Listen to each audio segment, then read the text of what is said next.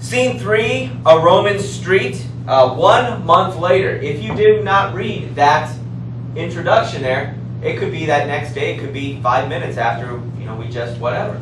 And so this is a month later. And so we know that Cassius has been working on Brutus for a month. And he's already done what he says, putting in the letter. So, time has passed.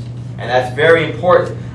We're going to meet these individuals on the street. We'll see Cassius again. We'll see Casca, the guy who just told them everything about what happened off stage. But in this short scene here, I want you to focus on these omens that they see in the street. A lot of Shakespeare has supernatural things. I saw a sign. That must mean things are bad. Look at what these, and it's usually in threes, what these signs, these things that they saw in the street of Rome, and how that impacts what they think. Because if all these bad things are happening, that must mean something bad. And how can we relate it to our life and how bad Caesar is? So look for those 3 or 4 different things that happen and transpire, and that all happen in that first page. And then lastly, Casca and Cassius really talking about Brutus and how we need him, and the seeds of conspiracy are really starting up in this particular scene.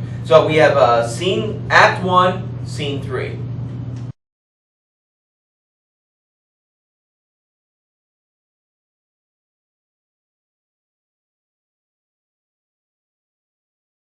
Act 1, Scene 3, a Roman street 1 month later. We have these premonitions, these visions that are witnessed on the common street, and we see Casca talking to this individual named Cicero, who we see once or twice.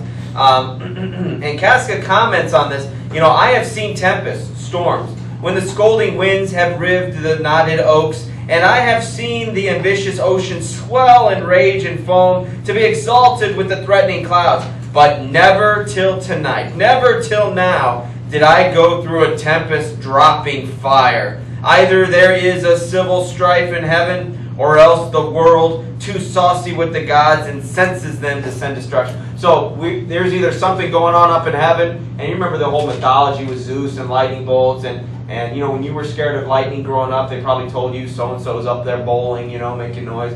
And so what he's saying is there's either so much stuff going on up there, or the gods are punishing something bad that's happening down here. And this is a reaction of it. And then Casca goes, here, look, a common slave, you know him well by sight. He held up his left hand, which did flame and burn like 20 torches joined.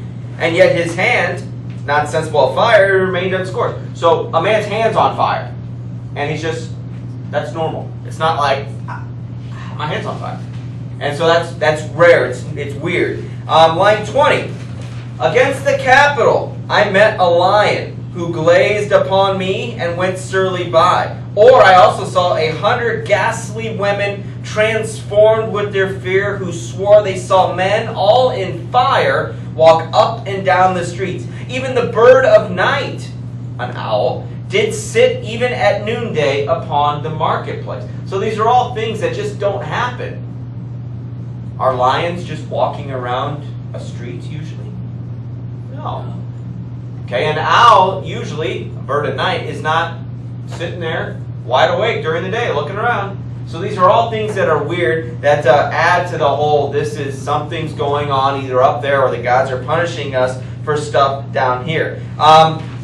Caesar is coming to the Capitol. They say, is Caesar coming tomorrow? Yes, he's coming to the Capitol. So he will go and address whether it's the commoners in an assembly or just the politicians. Look at the line 72, 73, after Casca and Cassius has entered, and they're talking a little bit. He says, Casca, now could I, Casca, name to thee a man most like this dreadful night, that thunders, lightens, opens graves, and roars as doth the lion in the Capitol. A man no mightier than thyself, or me. 'Tis Caesar that you mean, is it not, Cassius? Oh, let it be who it is. I don't have to name him. I think we all know who we're talking about. And that's an interesting moment because, again, look at how much of a manipulator Cassius is. that he can get people to make it seem like they made that connection. Even though Cassius is setting it up, he's making Casca think that, oh, you mean Caesar. I didn't say that. You said that. So he's a very manipulative individual. And so we see that play out here. Line 85 is a very important line. Casca goes, they say the senators tomorrow mean to establish Caesar as king, and he shall wear his crown by sea and land in every place, save here in Italy. So even though he's here at home, he will be the king, but they'll have kind of the general idea. This is still a republic, kind of a democracy. So while he's away on business, he will be the king. But here, he'll still be, yes, he's in charge, but we'll still kind of have our system of government in place. That Cassius's response to this, I know where I will wear this dagger then. Cassius from bondage will deliver Cassius. So hearing that news, Cassius pulls out his dagger and goes, well, I know where I'm going to wear this dagger. Cassius from Cassius bondage, I'm bondage, I'm going to be a slave, then I'm going to save myself and kill myself if that truly is what happens. The next page, Cassius proposes. He says, listen, Casca, you may know this, you may not. Now know you, Casca, that I have moved already some certain of the most noblest minded Romans to undergo with me an enterprise of honorable, dangerous consequence. Because they're traitors. What would happen if they got caught? What would happen with us with the Declaration of Independence if we lost to Britain?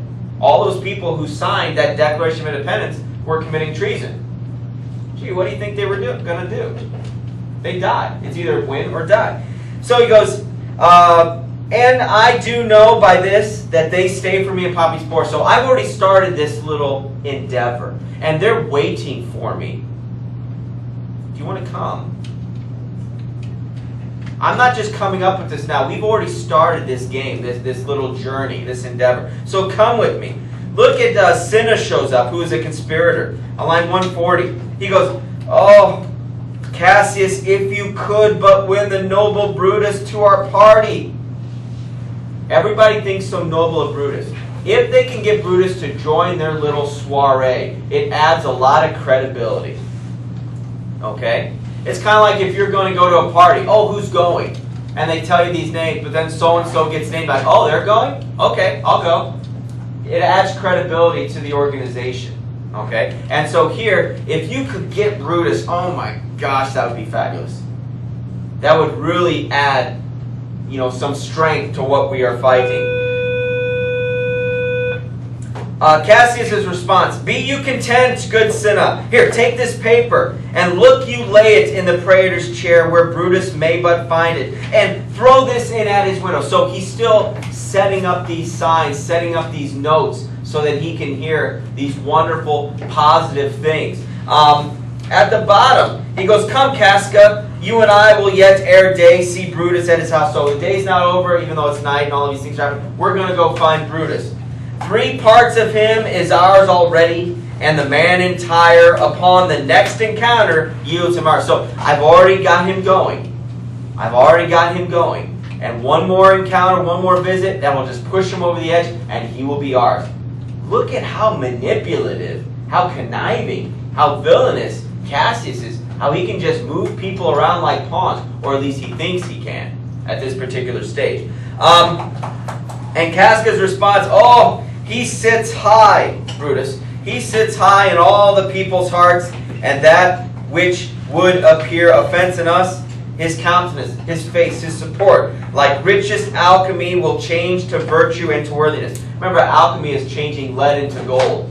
And just his presence, just somebody seeing his face with us or hearing his name, will turn our maybe treacherous, traitorous action into a virtuous, positive thing. So this first act concludes here. 3 semi-short scenes, but 3 scenes where we are established to all of the motivations of these characters. We are seeing Brutus. We see his noble Roman, his ancestry, and he loves Caesar, but he loves Rome more, and that's important to keep in mind as we continue through the rest of the play. Okay. Does anyone have any questions?